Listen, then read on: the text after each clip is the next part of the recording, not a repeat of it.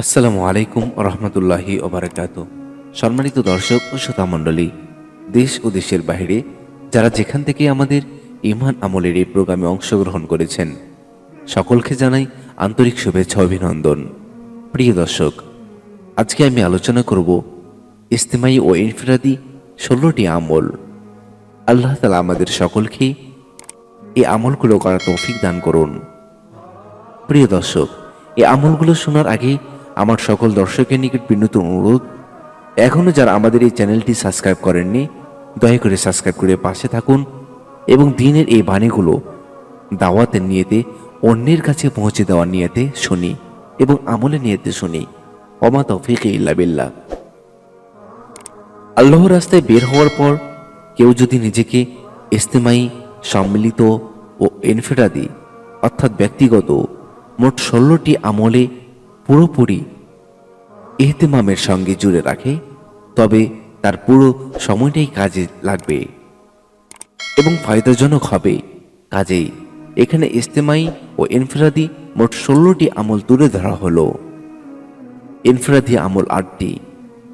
1 নম্বর, প্রতিদিন কমপক্ষে 1 পারা কোরআন তেলাওয়াত করা। 2, প্রতিদিন একটি হাদিস মুখস্থ করা এবং তার অর্থের মধ্যে চিন্তা ফিকির করা। 3, প্রতিদিন একটি করে মাসনুন দোয়া মুখস্থ করা। 4, তাহাজ্জুদ, ইশরাক সহ বেশি বেশি নফল নামাজ পড়ার চেষ্টা করা। 5, প্রতিদিন কাকুতি মিনতি করে আল্লাহর কাছে দীর্ঘ সময় দোয়া করা। 6, সাথী ভাইদের খেদমত করা। 7, সকাল বিকাল 3 তাসবিহ আদায় করা। 8, দৈনিক 25 বার দাওয়াত দেওয়া। এই হচ্ছে ইনফিরাদি আমল।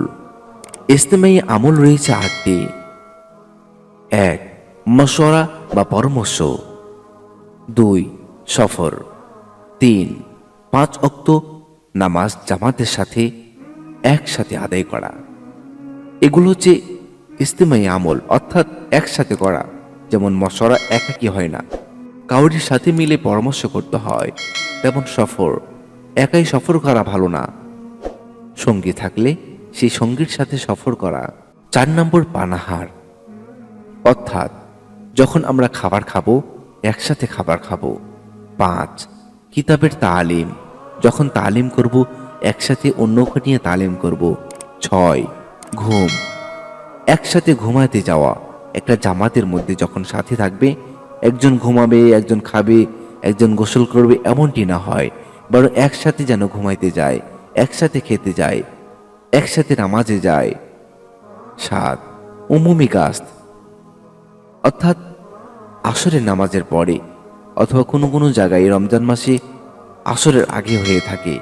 মানুষের হেদায়েতের জন্য কিছু সময় আল্লাহর রাস্তায় এলাকায় এলাকায় দল বেঁধে যে ঘোরাঘুরি করা হয় তাকে বলা হয় উমুমি গাস্ত। সেই উমুমি গাস্ত একাই না করা, জামাতের সাথে উমুমি গাস্ত করা। 8 নম্বর, মুজাকারা। আল্লাহ তাআলা আমাদের সকলকে দাওয়াত ও তাবলীগের সঙ্গে লেগে থেকে দ্বীন ও ঈমানের কাজ বেশি বেশি করার তৌফিক দান করুন। ওয়া মা তৌফিকি ইল্লা বিল্লাহ।